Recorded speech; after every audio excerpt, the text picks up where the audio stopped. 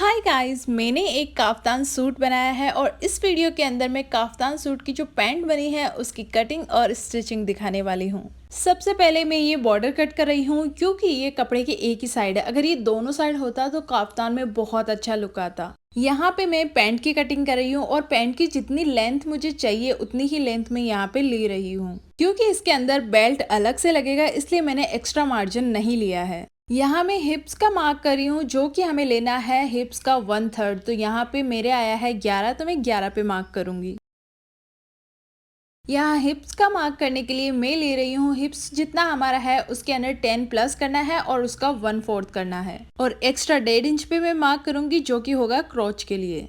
ये पेंट का front part है और फ्रंट में मैं डार्ट्स देने वाली हूँ तो उसी की मार्किंग कर रही हूँ।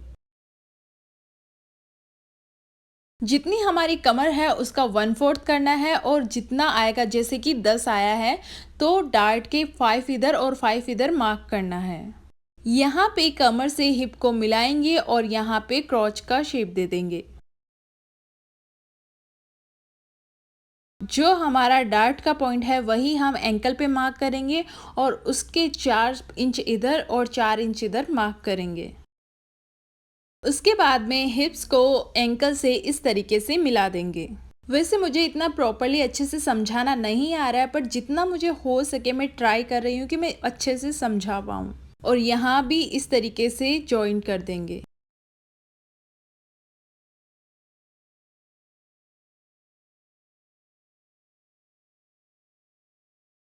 अब बारी आती है कटिंग की, तो जहाँ जहाँ हमने मार्क किया है उसको कट कर लेंगे।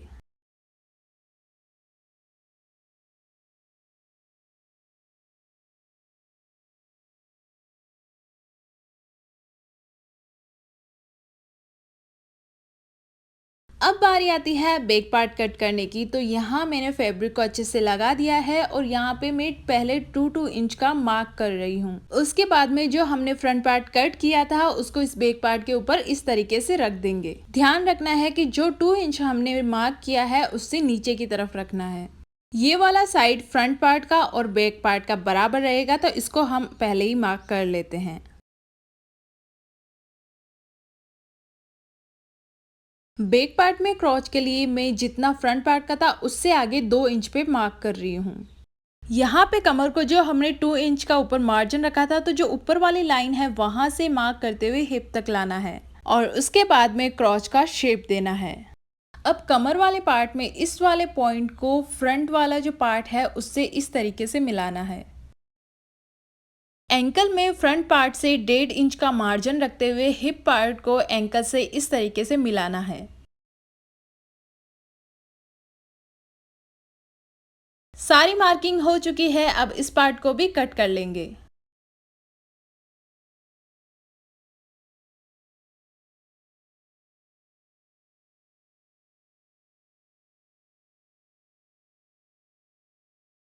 सबसे पहले मैं फ्रंट पार्ट की क्रॉच को स्टिच कर रही हूँ और इसी तरीके से हम बैक पार्ट को भी स्टिच कर लेंगे।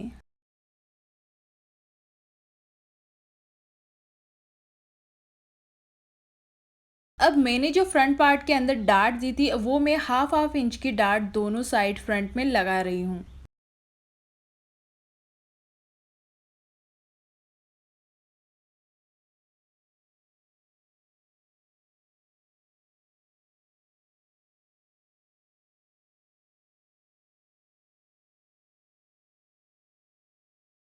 फ्रंट पार्ट और बैक पार्ट के जो साइड्स हैं उनको जॉइंट कर रही हूँ।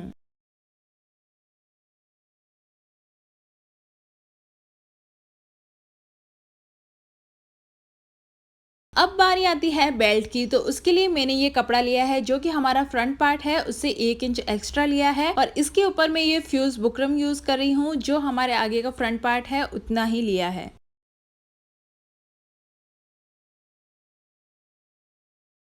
पेंट के फ्रंट पार्ट का जो सीधा साइड है उसके ऊपर मैं बेल्ट को इस तरीके से लगा के अब इसको स्टिच कर रही हूँ।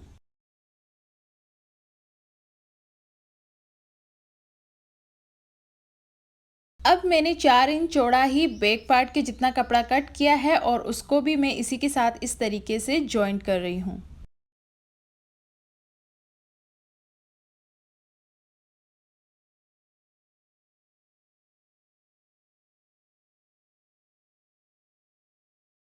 बैक पार्ट के लिए मैं ले रही हूँ इलास्टिक और इसकी लेंथ होगी जितनी हमारी कमर का हाफ है उससे 6 इंच माइनस करना है। इलास्टिक के फर्स्ट कोने को इस तरीके से जॉइंट करना है और इसके सेकंड कोने को दूसरे साइड इस तरीके से जॉइंट करना है। अब फ्रंट पार्ट के साइड कपड़े को इस तरीके से फोल्ड करके इसको स्टिचिंग लगानी है। इलास्टिक वाला साइड भी इसी तरीके से स्टिच करना है, लेकिन ध्यान रखना है कि स्टिचिंग में इलास्टिक नहीं आना चाहिए। बेल्ट के चारों तरफ सिलाई लगाने के बाद में इलास्टिक वाला साइड है उसको इस तरीके से खींचते हुए सेंटर में एक सिलाई लगानी है। तो इस तरीके से हमारा बेल्ट एकदम परफेक्ट तरीके से लग चुका है। अब मैंने जो स्टार्टिंग में साइड बॉर्डर कट किया था उसको मैं यूज करने वाली हूँ इसके एंकल पे।